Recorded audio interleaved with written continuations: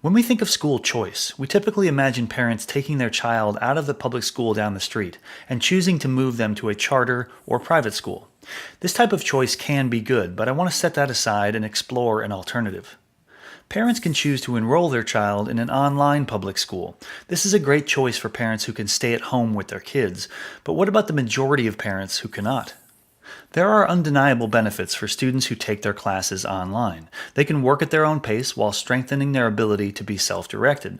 So let's assume that we want to try and get as many students as possible to sign up for online schools and give parents lots of choices. Here's an idea. Let's say that in this community there's a park district, a boys and girls club, and a church. Each of these locations opens what we call an education center.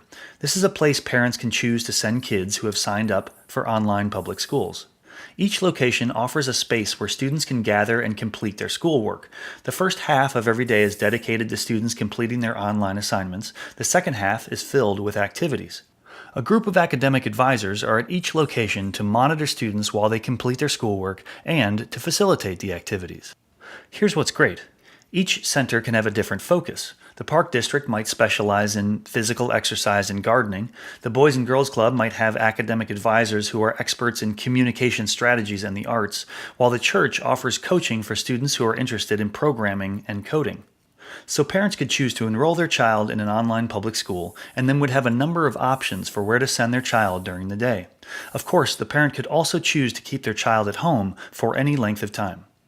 This offers us a different perspective on the concept of school choice.